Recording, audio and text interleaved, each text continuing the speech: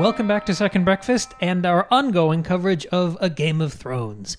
This week we're going to be discussing Eddard number 5. This is our first chapter number 5 for anyone. Cam, the weather's heating up here down in Texas, and I think I know the best thing to refresh you on this warm Sunday. What do you think that is, Cam? Ooh, I don't know. How about some sweetened iced milk? Oh, God.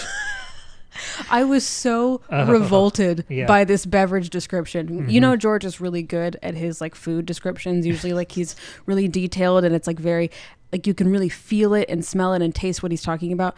I could taste this iced milk and I wanted to throw up. It was so gross. You don't want some sweet milk while your gross clothes, your silk jerkins cling to your body? It was awful. Yeah. Anyway, there's iced milk in this chapter. We're going to talk about it. A delicious chapter. Yeah, This one, I don't want to say anything. Let's just jump into the recap. Okay, let's do the recap. Yeah. Reminders, we've read everything already and seen everything already, so we're going to spoil everything. Okay. So this is, Game of Thrones, Eddard number 5. Ned has gone to go see Grand Maester Pycelle with the aim of learning a bit more about Jon Arryn's mysterious death. That's sort of Ned's mission now. I've got to find out the truth so we can figure out what's going on and go forward. We learned from Pycelle that Jon Arryn had been not quite himself for some time before his death, but there wasn't anything wrong with him, health-wise. He had been fine. And he had asked, the day before he got sick, he asked Pycelle, hey, can I, read this one book? And Pycelle was like, sure, here's a book for you. And the next morning he was, horribly, horribly ill. So that's interesting. We learned that in his final hours, Jon Arryn had called out the name Robert several times. Now, Robert could, of course, be King Robert, or it could be his own son, Robert, but it wasn't clear which one he was talking about.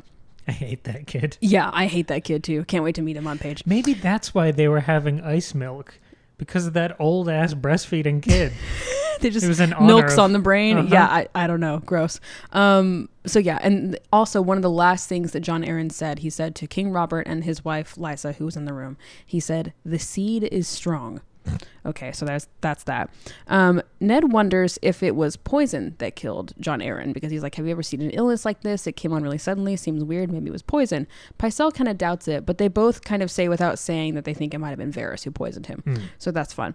And then before he leaves, Ned also says, hey, I want to see that book that Jon Arryn had asked about. Just curious. I want to see it. And Pycelle says, okay, it's boring. It's just a tome on the lineages of the great houses. Ding, ding, ding, ding, ding.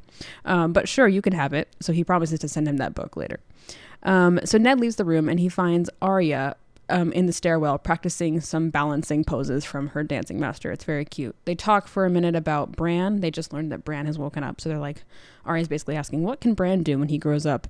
And Ned's like, not much, but he could be a high septon. He could, I don't know, he could rule a castle and stuff. He can have a podcast. Yeah, right. So they talk about that for a bit and it's kind of sad. And then Ned goes back to his chambers and Lord Baelish has asked for an audience with him. So he goes to talk to Peter Baelish. Peter has found 4 of Jon Arryn's ex-servants that Ned can question and learn more about Jon Arryn's death. So that's very exciting. And before they sort of exit the conversation, Baelish kind of points out, hey, you're being watched by people who work for the Queen and by people who work for Lord Varys. So be careful and don't trust anybody, including me. And that's where it ends. So not a lot happens, like a 6-page chapter. It's real quick, but there's a lot of setting up, teeing up that happens here. I think it's kind of the takeaway. It's fairly venomous. I think there's more going on under the surface here than usual. We've had As always. The last couple chapters have been more on the surface. There's a lot of stuff to talk about. Oh, true. Yeah, it's been very big picture, dreams, prophecy, symbolism. It's been a lot of that in the last few chapters. This was a bit of a shift. Yeah, this one I think is more my speed. Yeah. It's a little more subtextual. It's definitely more your speed. I think you had an easier time with this one than I did. I found some things to talk about, but I think you were a bit more, you dug your teeth into this one a bit more than I did. I want to zoom out a little as a way to start this because I feel so bad for Ned. I love him and I cherish his chapters because I know they are few. Yeah, we're not going to get many. Ned so he is our one honorable man, right? And the arc of his character is him failing to navigate the viper pit of King's Landing, which is so full of liars and crooks. And this chapter, I didn't get much while I was going through it, but once I looked at it as a whole, I think it started to become clearer. This chapter is a series of 3 confrontations with that new world, that viper pit of liars and crooks. And I want to go through them individually, because I think they all tell us something about Ned grappling with this world of liars. Okay, cool. The first one is Pycelle lying to Ned, and Ned clocking some of that. Yeah, just but not little. enough. Right. That's the theme. He's never quite right. Like, he hasn't progressed quite enough. He's not moving at the same pace, or the pace that he should be moving at. He knows that Pycelle is massaging some of the information he's sharing, but Ned is also way oversharing with a guy he can't really trust. I know. I'm like, why would you say out loud, I wonder if it was poison? That one really shocked me, honestly. And that speaks to the same lack of awareness of the extent of the crookedness and criminality of everyone he's talking to here. Mm-hmm. I think it's him not being fluent in this language of liars. Yeah. The second one is Ned trying to be really honest with Arya about Bran's future, but still kind of quietly holding back the true extent of Bran's limitations. Right, which is that he can't have children. He can't lie with a woman ever when he becomes an adult. Like, it's very sad. So this is him trying to do his normal hyper honesty, but kind of pulling back a little bit. It's him trying to dip a toe in that liar's pool, and it doesn't really take. He can't really commit to it either way. No. I think it's him trying to apply some of the discomfort that he had in the Pycelle interaction. Then Littlefinger pops in and gives Ned a crash course tutorial on the amorality and spies that are festering throughout King's Landing. Right. And that starts with Ned openly, I mean, we're in his brain a little bit, limited third-person perspective. We know that he doesn't totally trust Littlefinger, but at the end he tries to reevaluate that, and Littlefinger calls him out to his face. Right, yeah. So if you look at these three interactions, these three confrontations as a whole, it's Ned floundering as he attempts to apply his, meat and potatoes, northern morality in King's Landing. And I think this sort of sparked a reevaluation of Ned's character as a whole for me. Because I used to think that Ned, quote-unquote, lost the Game of Thrones when he's imprisoned, which can't be too far off now. Yeah. He's got to have a bad conversation with Cersei, and then he's in the cells. He's got to read the book, he's got to connect a couple dots, and then that's going to be it. But plot-wise, we're not that far away. No. So I used to think Ned lost when he was imprisoned or killed. But I think it's possible that this is the chapter, this is the moment where his head sinks below the water. Yeah. Because we've talked a lot the last month or two about, is X or Y character prepared for what they're about to go through? Are they completely out of their depth? Right. And I think you can argue after this chapter that Ned is already too far gone. Right, because even in the last Ned chapter we had, we saw him really try to okay, I'm going to have to play this game. I'm going to have to do all these things. I'm going to do my best and learn the truth and get us out of this. And so we saw him sort of make, promises towards or feel motivated to play the game correctly and, survive and get through it. But he just totally, it doesn't happen here. And I think Littlefinger is clocking that. Yeah, in the way 100%. that you and I are trying to, because he's looking at it on that level. Littlefinger knows that Ned has already shown way too much of his hand to Littlefinger, but also that Ned has been clocked by Varys, and that he's overshared a conspiracy with Pycelle. And I think this is the thing that really consecrated this idea for me. Littlefinger's final line when he's making fun of Ned and telling him don't trust anyone, it feels like an epitaph. A little bit, like Ned's already dead. He says, "You are slow to learn." Yeah. Ugh. And that is, like I was talking about at the beginning, the arc of Ned's character. That's the button. Yeah. That's his whole slide here. Why do you think that Baelish is quote unquote helping Ned in this way? Why does he point out all of the spies? Why does he give him advice? Because we know it's not him just being a nice guy and trying to help him.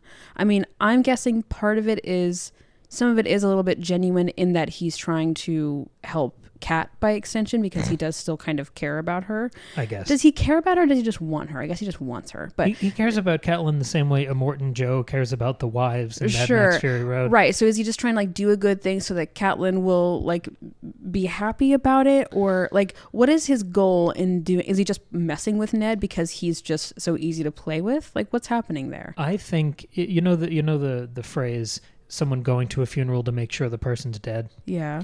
I think this is Littlefinger, who's waited and festered and been so aggrieved against the Starks. I think this is him getting a front row seat, watching Ned's implosion, making sure he stays the course and immolates. I think it's him just enjoying it and playing with his food a little bit and kind of pretending to be a friend, right. and then freaking him out and watching that. And maybe like extending the lifespan, because like if Ned were on his own, he would lose 5 minutes in. So he's letting him flounder and lose, like make it take longer for him to lose. Maybe he's that's eating what it is. him alive. Yeah. Ugh, it's so sad and mean. Yeah. I'm glad that you noticed all of these, like all these ways that Ned is failing and all of the things happening here in King's Landing, because what was sticking out to me was all of the falsities that we come across, similar to what you've been saying, like not only the people who are lying and, you know, giving falsities in that way, but there are actual things that are all like either oxymoronic or not what they seem, or are false in some way. So if we kind of go through sort of an order of the chapter, the first thing is that iced milk that I talked about earlier, that Pycelle and Ned are drinking. Yeah. It's meant to be, like Pycelle describes it as like sweet and refreshing, and it's this great nice thing to have on a hot day. But Ned finds it far too sweet, and it almost makes him gag, and it was making me gag too. So like it's meant to be this refreshing thing, but it's actually like really gross and terrible. They talk about poison. Poison is something that is deadly, but is disguised as something that is good or sweet or healthy or, you know, not deadly. Ned talks about the phrase dark wings, dark words, which is like I liked the little nod to old Nan there. He said it's like he doesn't call it what does he call it, from a proverb of old Nan's that's like, you know, a raven always brings bad news. Is that someone's house words? I don't think so. Okay. Because it sounds like that. It has that sort of... It totally could be, but no, I don't think it is. Okay. But of course, we know that the raven that brought news of Bran to them was, in a way, good. So, like, it was good and it wasn't. So there's that complication there. Sansa has this dream. It's really quickly, I didn't put it in a recap, but basically when they get the raven, the note that Bran has awoken, Ned takes Sansa and Arya out to the main tree that they have outside. It's not a werewood tree, but it's like their what do they call it? The heart tree. And they go and they like stay out there all night to sort of like thank the gods for keeping Bran alive. And both the girls fall asleep, and when Sansa wakes up, she says she had a dream that Bran was smiling. And we, of course, know that Bran is not smiling. Our last chapter was with Bran. He's having the worst time. So we know that's also incorrect and wrong. And, of course, Baelish says, you know, trust no one. Everyone is working for somebody else. Everybody has an agenda. Everybody here is a falsity. We also learn about, we could talk about how hot it is on this day. Pycelle goes into a whole thing about how, you know, often right before winter comes, you're in like this sort of... false sense of security that this summer is never going to end. It's miserable, but it feels like it's never going to end. But of course, we know that the worst winter of all is in fact coming. So there's like that falsity there. And even Arya says a water dancer never falls when she's talking about balancing on her leg. But we know that her water dancer, Syrio, will in fact die at the end of this book, or at least be lost to us forever. It's never clear exactly how he dies, at least as far as I remember. So I think all of that, you know, nothing is as it seems. There's all these opposites. It's almost like Ned has entered into this alternate dimension and everything is just wrong and false. And I think that might help explain why he's doing such a terrible job here, is he's not recognizing just the inherent falsity in almost everything and everyone he comes across. Do you think that falsity is present, or that level of falsity is present in other places in Westeros or beyond, or is it really the most intense here in King's Landing? I can't imagine it's to this extent anywhere else. Because Ned, yes, he likes to sort of hunker down in Winterfell, but he's a worldly guy. Yeah. He knows, even when he sees people like Renly or the young Baratheons before Robert was king, he gets around. He goes and visits friends, and I don't think Storm's End was ever like this. Sure. Yeah. I don't think the Vale was like this, or, he knows about where Catelyn came from now. I don't think anywhere else is as duplicitous and false and agenda-driven and self-interested as the capital. Right. Like on a like symbolic, like textual level, we've talked about oxymorons a lot in this book, particularly in like at the wall and beyond the wall. Like I think there was a whole bit in the last John chapter about like ice and fire and cold and heat and all of those things coexisting. But that was less about falsity and more about duality. That's really what it was about there. The things at the wall are not false. They're pretty cut and dry. No one's lying. People are trying to gain advantage over one another. There's certainly some politicking happening at the Wall, but it's not like it is here. I think this sort of optimism that Ned has, where he's even trying to see a bit of good and honesty in someone like Littlefinger, I think that is the last bit of grief for Jon Arryn sort of showing itself. Because if we're saying Ned is our only honorable character, and his mentor in all things was Jon Arryn, and Jon Arryn was Hand of the King and sort of chief of staff, I guess, for Robert's administration for a long time, then as Ned, who's over there in Winterfell, you would assume, okay, of course my mentor is a good moral man. He's bringing some sense of honor and truth and justice to the capital. Yeah. Getting there after finding out that guy was kind of murdered, all of his foundations, all of his priors are being shaken right now. So I think it's sort of a bottomless pit of depravity, and that's incredibly unmooring for someone like Ned. Yeah. So I think he's dealing with the fallibility of Jon Arryn, the depths of the cruelty and self-interest in the capital. I think he's in free fall in a bunch of different ways here. Sure. And it does make you wonder how Jon Arryn survived so long. By being inept or uninvolved, because if he was an actual threat, they would have nuked him a lot earlier. Right, or perhaps he just turned a blind eye for a long time. Which makes him not worthy of that admiration from Ned. This is what I'm saying. It's destabilizing to a lot of his core beliefs. Yeah, absolutely. That's got to be really, really disorienting. Also, he's got the weird-ass wife and the breastfeeding kid, and I That's don't know. True. Yeah, he doesn't seem like this there? paragon of knightly virtue. I don't know. Sure. Yeah, it's a little messy. Yeah. No, it's really interesting to see all this come apart for Ned, and it's cool to be able to learn so much about Jon Arryn's character who we never got to meet. He's obviously important and mentioned in the show, but we don't get to learn this much about him in the show as we are right now in the book. So this has been cool. Interestingly, and I think pointedly similar, if you've seen The Sopranos, I feel like Jon Arryn is Jackie Aprile. Yeah. In the first season. You're season. so right. Oh, that's really funny. You get to see that character on the way out. Yeah. And see how that shakes Tony, who then has to fill those shoes. Sure. So who's Jackie Jr.? Is that Robert? No, I think that's the kid in the veil. That's what I'm saying, Robert. His name is Robert.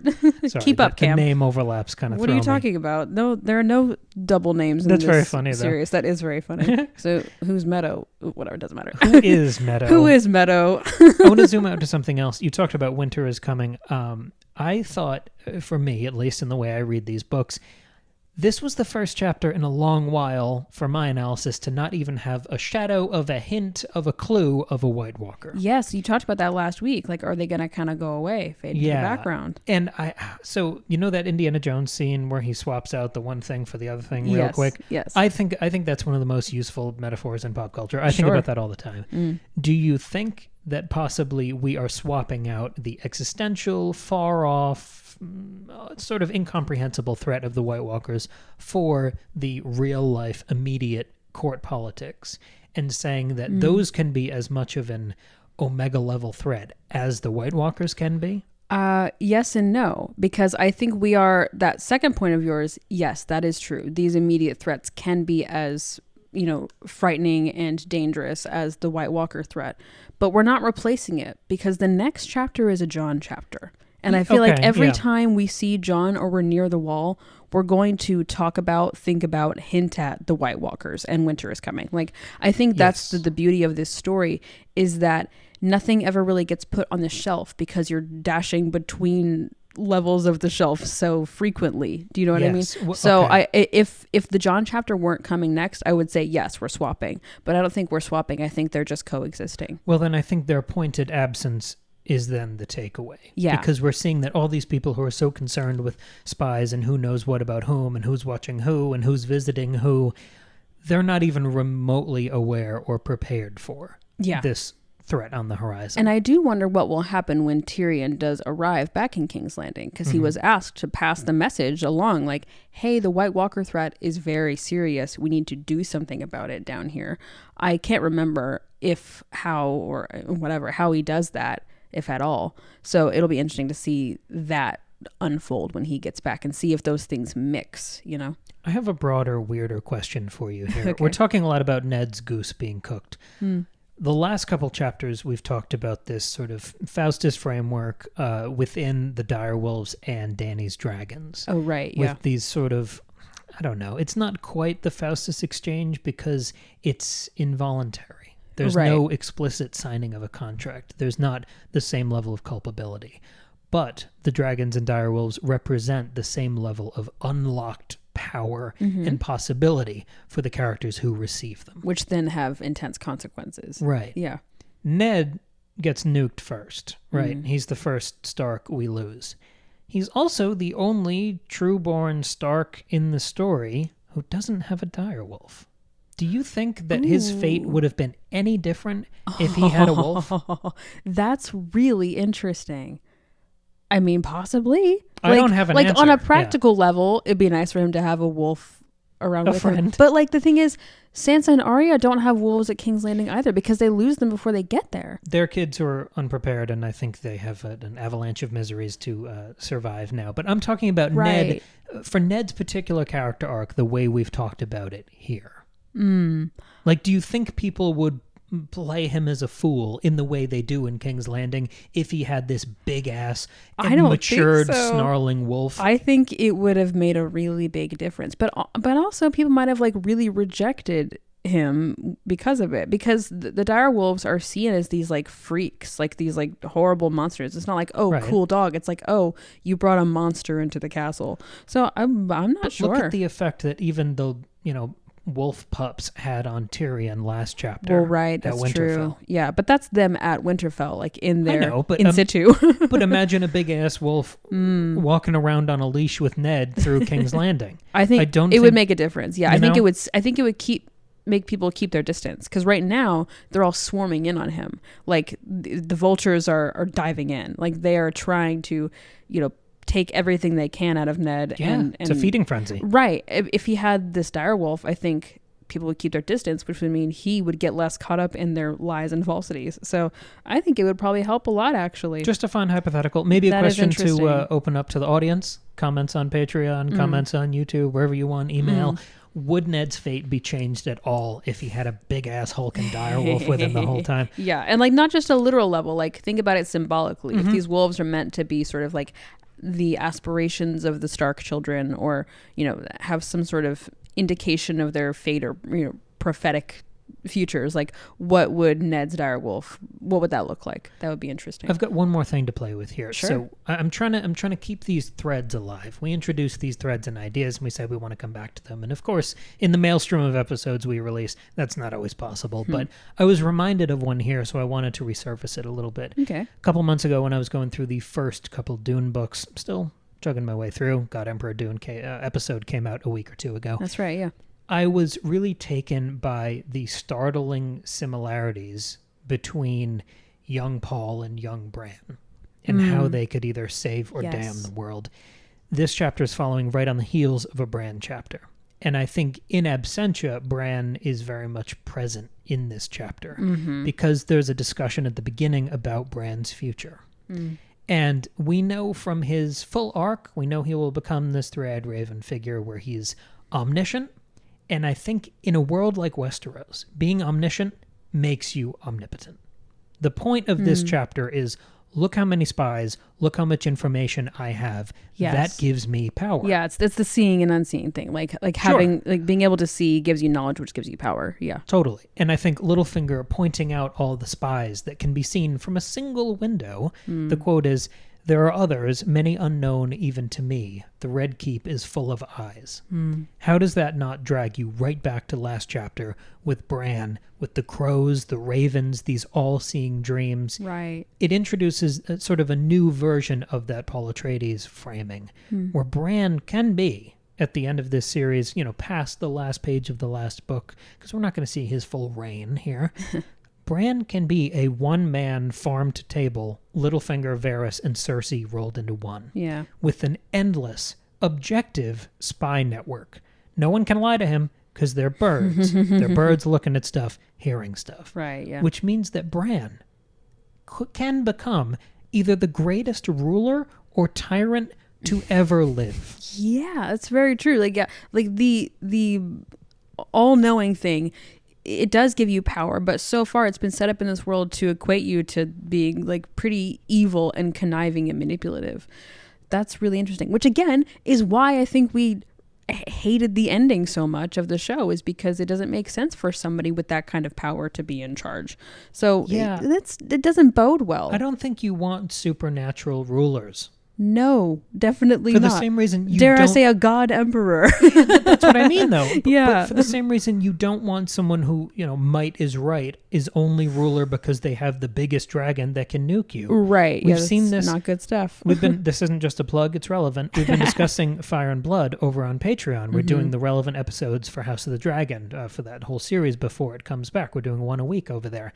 And we've been talking a lot about Aemond Targaryen, who's the one with the eye patch, with the long hair with the and biggest the sapphire dragon. eye. He's got the biggest dragon. And that makes him the biggest swinging, in Westeros. And it means that he is the most power hungry and entitled. The second his brother is sidelined, he just swoops in to fill the void. Yep. I think that's what you could get here with Bran. And we don't view Bran in this way because we know where he'll end up. Sure. But if we're reading these books as people who've read all the books and watched the shows, but we're also reading these books as just people. And I want to sort of divorce the spoilers from the analysis. Yeah. Bran is possibly a bigger threat than the White Walkers here. Definitely, especially because of the way the book has framed this kind of power already. It has not presented it as a thing that is good or that can be used for good. It's only been presented as something that can be destructive and dangerous. So that's interesting to keep in mind. And it's something I didn't really notice beforehand on my first read / watch through. Like it never, I guess maybe because Bran's a kid, like why would you be worried for an 8-year-old kid? But I don't know. Well, if he's the only one with superpowers, his age doesn't matter so much. Yeah. Also, maybe that doesn't even matter. Joffrey's a child and he's terrifying. Like, immediately that he sucks. Look what Joffrey can do with a crossbow. Right. What could Bran do with all of the knowledge of the world? Yeah. That's really interesting. So that's a little foreboding note I wanted to leave this discussion on. That's fun. We're going back to Jon for the next chapter. I believe we're going to meet Samwell Tarly, brother Samron. I love Samwell Tarly. I'm so excited. That'll be fun. Other housekeeping notes. Yeah, like Cam said, we're doing Fire and Blood over on Patreon. Also, that of course means that when House of the Dragon Season 2 comes back in a few weeks, we will be covering that every Tuesday. I know that every year, usually in the summer, we've been doing our Summerween series, which is where we talk about horror movies on our, what do you call our what are our Tuesday episodes? What do you call them? Curveball. I was like, spitball? Curveball. I thought you were searching for the word podcast. No. On our, what do you call it? What do you call this thing that we're doing? No. Usually over the summer, our Curveball Tuesdays are horror themed. But this year, we're focusing on House of the Dragon. But don't worry. We still love horror. Horror is going to come back. We're going to do a big horror series all through spooky season. So September and October, we're going to do horror stuff then. We got bumped by HBO. We did. So no Summerween this year, but that doesn't mean the horror is not in the bank. It's not on our minds. Like, it's coming. So get excited for that. But more importantly, get excited for House of the Dragon Season 2. Yes. Because we're going to dive right into that and cover that every single week as it comes out. Yeah. The episode we just released they're coming out every Sunday right now, the bonus episodes. This past Sunday was about an hour of us diving into the chapter that will probably make up the majority of Season 2. Yeah, it was so fun. Yeah, so that's going to be the other fun thing about when we cover Season 2 is we'll have read everything. Right. So it's not going to be us trying to speculate what's going to happen next. We're going to get to talk about a lot of the other stuff. So it'll be fun. It'll be a new flavor of discussion. Yes. Cool. Thank you very much for listening. Thank you for joining us. Thank you for supporting us over on Patreon. $2 a month you can support the show and get a whole bevy back catalog of bonus episodes. We'll see you with a brand new episode over on Patreon on Sunday for the next Fire and Blood episode, and then back here on Tuesday for another Curveball, and then back here on Friday for another Game of Thrones episode. Until the end of time. Okay. All right, bye. Bye.